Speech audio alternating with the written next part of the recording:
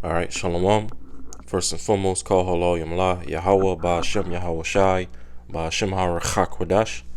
Double honors to the apostles, the bishops, and the elders of Great Millstone who rule well as well as teach well.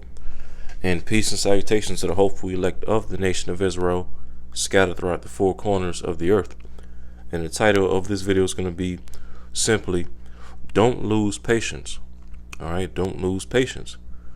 All right, and I'm going to start here in the book of Psalms 37 and verse 7.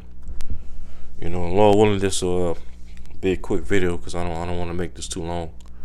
But this is Psalms chapter 37 and verse 7. It says, Rest in the Lord Yahweh Ba'Shem Yahweh Shai, and wait patiently for him.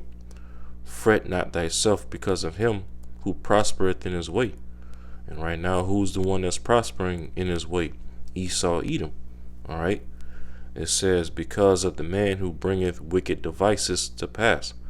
And what is the, ultimately, what is the wicked device that Esau Edom is looking to pass? All right, his NWO system, putting everybody and everything on a digital grid. All right, digitally enslaving humanity through what? The charagma. All right, the micro chip, the chip. Okay. He wants to basically enslave all humanity, enslave all the Lord's creation, all right, through that micro chip, that chip, okay. And so, as we, the hopeful elect, especially those of us that are standing upon our feet in these outer days, preaching this everlasting gospel, this new song against his beast system and his image and his mark, all right, throughout the four corners of the earth, doing these lessons, these videos, starting with our apostles and our elders of GMS on down. All right. As we do this work and, we chant down his beast system, his image and his mark, and all the wicked device that Esau Edom is looking to pass. The script, there's various scriptures throughout the Bible that exhorts us to, be patient. And here is one of them. Rest in the Lord. Okay. Rest in Yahweh Shema Shai. Because this truth, this wisdom that we receive in these outer days, okay, this is the only, pretty much the only rest that we have in this world, okay. This is our comfort, right?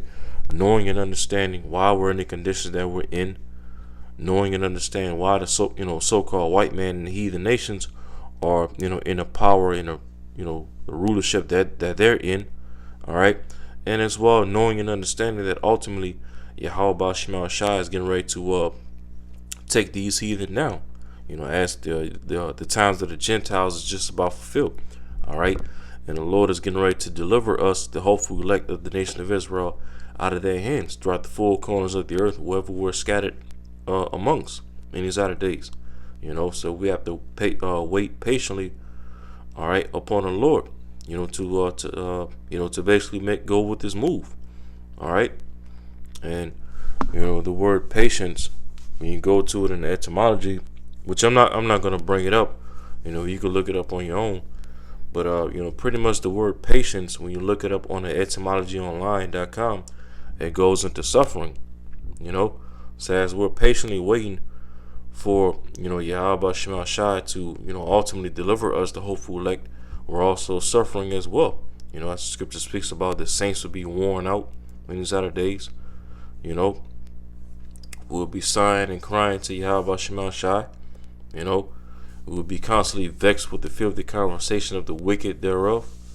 All right. We're suffering. We're catching hell in these outer days as we're patiently waiting for the Lord. All right. And as I said, because it's interesting because, we're suffering, but at the same time, we're comforted. We're suffering when you look at us in in the carnal sense, in the grand scheme of this world, we're suffering. All right, we're looked down upon, we're made a spectacle, we're made mockery of, on the streets when we're out teaching, on the internet, and whatnot.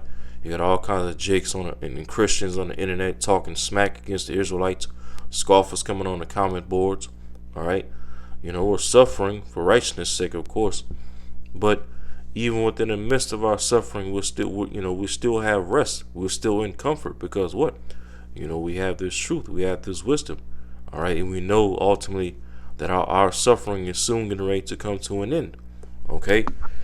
So Psalms 37:7 again, rest in the Lord Yahweh Ba'Shem Shai, and wait patiently for him. Fret not thyself because of him who prospereth in his way. All right, because of the man who bringeth wicked device to pass.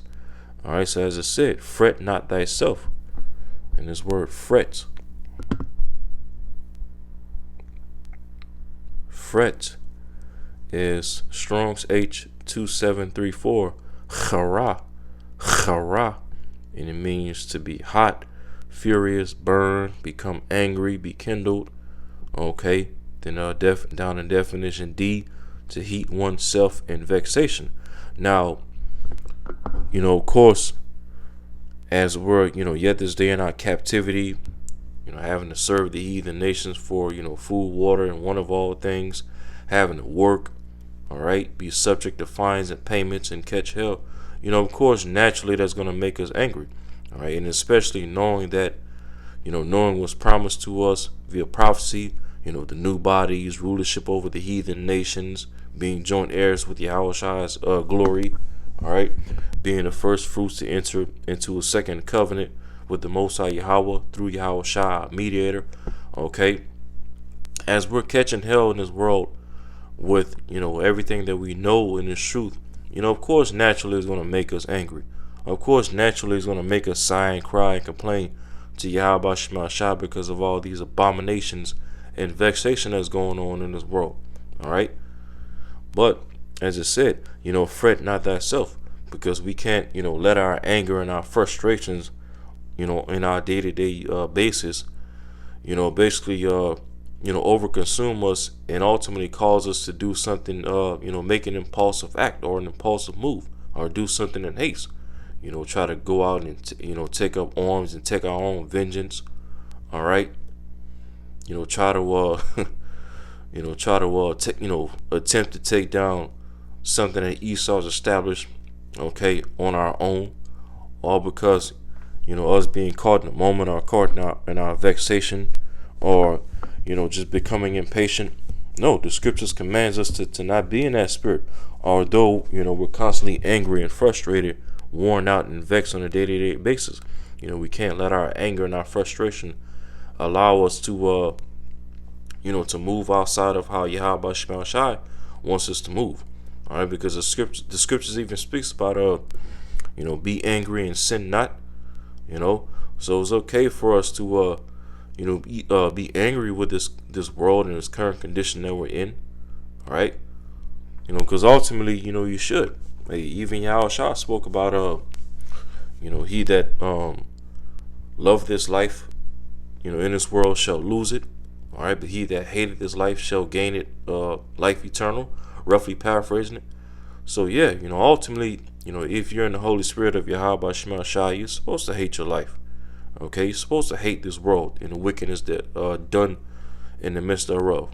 All right, it even tells you in Revelation the 12th chapter, the elect would love not their lives unto the death. You see, so if you're of the hopeful elect, one of the major signs that you're of the hopeful elect is if you hate your life in this world. All right, and even Elder Apostle Bar did a video going into those points a few months back. Okay, going into certain pointers. All right, so certain pointers to certain signs of if you're of the hopeful elect or not. And I remember one of the pointers that he brought out is you would hate your life in this world. So hey, but we don't allow our hate and our anger to overconsume us to the point where we go out and take our own vengeance. You see, we rest in the Lord and wait patiently for the Lord to take vengeance. As the Lord even said in the scriptures, vengeance belongeth unto me. You see, we're nothing but merely worms in this world. We don't have any power or any standing military to to avenge ourselves and fight against the powers that be. We only have Yahweh Shema Shai, and waiting patiently upon Yahweh Shema Shai for that to happen for us. Okay, so it says, verse 8, Psalms 37 verse 8, cease from anger and forsake wrath. All right, cease from anger and forsake wrath. Because ultimately, again, the Lord said, "Vengeance belongeth unto Him." All right. We don't have any power or any right to go around, issuing our own wrath and our own vengeance in this world. Okay, only Yahweh Shema Shai has that has that authority, has that right. You see, it says, "Fret not thyself in any wise to do evil." Yeah, fret not yourself in any wise to do evil. Okay, letting your anger move you to doing evil in this world, causing yourself to be blamed, causing the ministry to be blamed. All right, trying to move faster than than the Lord's prophecies. Okay, that's against the scriptures as we're reading right here. It says, verse 9, "For evildoers shall be cut off, but those that wait upon the Lord, Yahweh Shemashai, they shall inherit the earth." See that? Evildoers, those, that would, if you try to seek your own vengeance in this world, all right, you become impulsive in this world, and the Lord said He's gonna cut you off.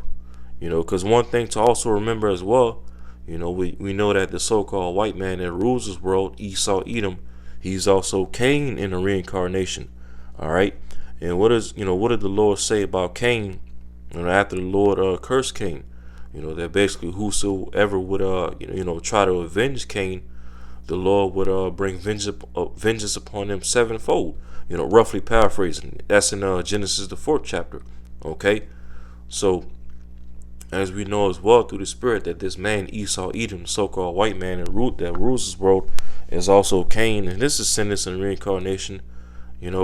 That just further lets us know that that we're not under any authority or freedom to take vengeance upon this man ourselves, because what, the Lord's going to take vengeance upon us. You see, because by us trying to go out and seek our own vengeance, then that's basically then that'll also be likened to us trying to seek our own glory. Okay, and that's only appointed to Yahweh Shai. The Lord is going to bring vengeance and judgment upon Esau, Edom, through His right hand, Yahweh Shai. Okay, so just like we can't get vengeance unless Yahweh Shai gets His vengeance. Well, guess what? We can't receive glory unless Yahweh Shai receives His glory. And a major part of Yahweh Shai's glory is taking down Esau, Edom, and these heathen nations and their armies. All right, and His beast system and His image and His mark. All right, so Psalms 37 verse 8 again, it says, "Cease from anger and forsake wrath. Fret not thyself in any wise to do evil, for evildoers shall be cut off, but those that wait upon the Lord, Yahweh Shemashai, they shall inherit the earth." Yeah, those of us that wait upon Yahweh Shemashai to act. Okay, like the scriptures even also says in the book of Psalms, "It is time for thee to work, O Lord, for they have made void thy law." We the hopeful electings out of days, we sigh and cry to Yahweh Shemashai to work and act on a day-to-day basis. But we also understand as well that the Lord doesn't work and operate on our time. He works and operates on His time. You see, and even the prophet Esdras, in the book of 2nd Esdras, which I did a lesson on this about a couple months ago. All right, haste not above thy maker. Okay, we hasten the day of the Lord, and we hasten to be loose out of this prison, this captivity, but we can't hasten above Yahweh Shemashai's timing. Yahweh Shemashai is going to get us up out of here, when He appoints, not when we want to, because if it was up to us, we would already be out of this captivity. We would already be in the new bodies, all right, in the kingdom, in the Holy Land, all right, under the new covenant, with the heathen nations subject under us, all right. Esau wouldn't be able to issue forth the charagma. We wouldn't go through any famine or any tribulation, because we will bypass all these things and already be in the kingdom right now, if prophecy were to work on our own timing. Okay, but that's not so. prophecy works on Yahweh Shema Shai's timing. We're going to have to go through, all right, famine and great tribulation to enter into the kingdom. You see, we're going to have to be faced with either taking a charagma or possibly being beheaded. We're going to have to go through persecution. We're going to have to go through more suffering for righteousness' sake. Okay? And we're going to have to go through Esau, Edom, bringing more wicked devices to pass. All right? And so, with that, again, we have to, continue suffering and righteousness' sake. We have to continue being patient, continue being diligent. All right, continue being faithful to Yahweh Shema Shai. All right, and not allow our vexation and our anger to move us to do something that'll be detrimental to our salvation, or the next brother's salvation, or the next sister's salvation. Okay. So Psalms 37 verse 9, evildoers shall be cut off, but those that shall wait upon the Lord, they shall inherit the earth.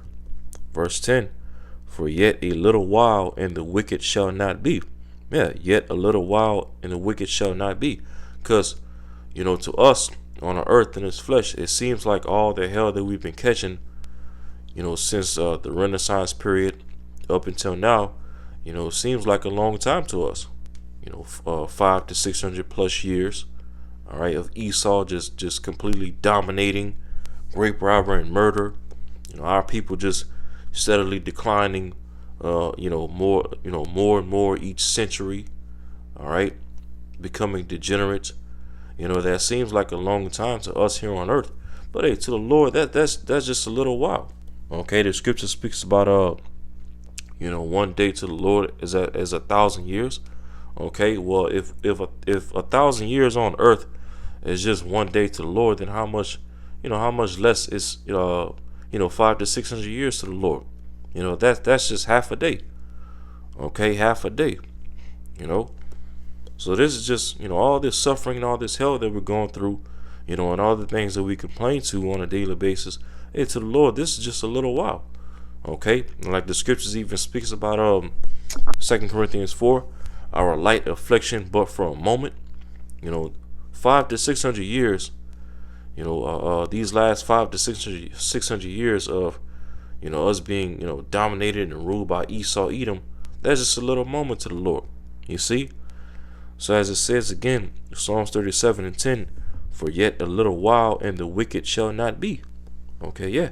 Because, hey, now we're in a time where the Lord is making inquisition upon the wicked, Esau, Edom, all right, and raising up his elect to testify against him and his beast system and his image and his mark, so that what? So that the Lord can come through and bring judgment upon him. You see? Take down his rulership, destroy America, all right? Bring down Esau, Edom, and his pride down to the ground. Make him, small among the heathen. All right. Very soon this man shall not be in rulership no more. Okay. It says, yea, thou shalt diligently consider his place, and it shall not be. Yeah. Such as America, because America very soon will not be. Okay. The Lord is going to, destroy, turn this place to a lake of fire, make it desolate, make it uninhabitable. You see? Here in America, Babylon the Great, is ruled by who? The biblical Edomites. Okay, this is the main hub of Edomite supremacy in these outer days. Okay, America, Babylon the Great. So the Lord's getting ready to make a great sacrifice out of this place, America. All right, and it shall not be like it just said. Verse 11, but the meek shall inherit the earth, and shall delight themselves in the abundance of peace.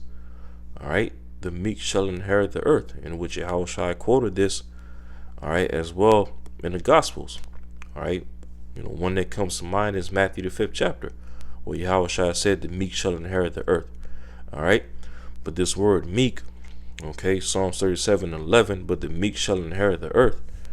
This word meek, Strong's H6035, it says, I know why, and it means poor, humble, afflicted, all right, needy, poor, weak, afflicted, all right, lowly. The scripture speaks about in Zephaniah 3. All right, the Lord would, the remnant would be a poor and afflicted people that would trust in the name of the Lord. All right, and then when you go down to the Strong's definition, it says depressed, figuratively in mind, gentle or circumstances. All right, needy, especially saintly. Okay, yeah, poor and afflicted for righteousness' sake. Poor and afflicted, especially saintly, as it said, humble, lowly.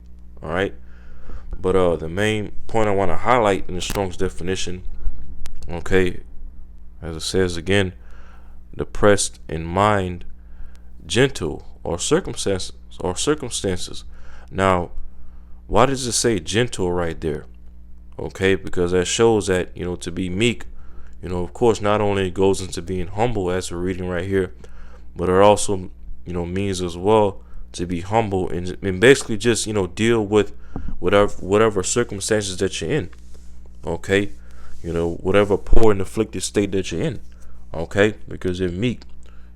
As we, the hopeful elect, we're meek in these latter days. Lord will not be able to number. We're poor and afflicted, and we've been humbled. All right, and at the same time, we know and understand that the Lord has us in His condition for a reason. Because of course we're paying for the sins we committed under that first covenant. All right. We still have to fulfill these curses that we're in order to fully enter into the blessings pursuant to Deuteronomy 28 verses 1 to 14. Okay. We also know and understand that the Lord has us in His condition with all this evil going on around the world, the wicked spreading themselves like a green bay tree, to further, appreciate the Lord's righteousness. Okay, to further understand why the laws and the commandments are needed in the earth, to further understand why, the Lord deemed some animals clean to eat and certain other animals unclean to eat, and that they're, basically made to clean up the earth. Okay. The Lord put us in this condition to fully understand family and, the role of a man and a woman and a child. All right. And things like that. We're meek, we the hopeful elect, we're meek enough to understand the situation that we're in and why we're in the situation that we're in. To ultimately understand, the Lord's righteousness and to understand obedience. Okay. And as well to be Gentile and to be gentle in the circumstances that we're in, enduring hardness as a good soldier. All right. Enduring the indignation of the Lord. You see, understanding what the Lord requires of us in this condition, which is what? Obedience, making our bodies a living sacrifice, renewing our minds. All right. Faith. All right. And many, many more. Okay. That comes with, meekness, you see, and it also comes with, patience, fretting not ourselves, as we read in this chapter. All right. So, yeah, so pretty much, the moral of the story in this lesson, as we read in these verses, rest upon the Lord and wait patiently for Him. Don't fret ourselves because of Esau, Edom, and, the way he's prospering and looking like he's winning and passing these wicked devices and signing all these executive orders, getting ready to establish this NWO system. Okay. Not seeking to take up our own vengeance and our own justice. All right. No, because, hey, vengeance belongs to the Lord. We just have to continue being meek, continue being humble, continue being patient, faithful. All right. Doing His work. All right. Renewing our minds, offering up the right sacrifice through the Spirit to the best of our ability in these latter days. And because, very, very soon the Lord's getting ready to come through for us. All right.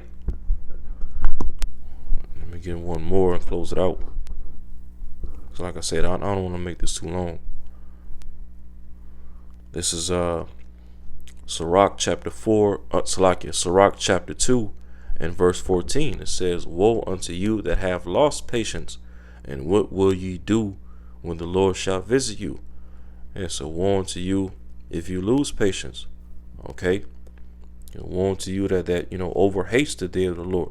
You try to haste above your maker, and try to take up your own vengeance, try to bring forth your own glory. All right, because hey, we're angry and vexed looking at all these abominations going on in this world. But guess what? How much more Yahweh Shema Shai is angry and vexed? You don't think the Lord is angry too? And it tells you in the book of Psalms, the Most High is angry with the wicked every day. Okay, but the Most High is letting this devil rule. Okay, until you take it out of the way. Roughly paraphrasing 2 Thessalonians 2. Okay, and the Lord is allowing His prophecy, His word to come to pass, allowing this devil to fulfill his wickedness. So hey, we just gotta wait patiently as well. So so with that, Lord willing, this video is edifying. And until next time, shalom.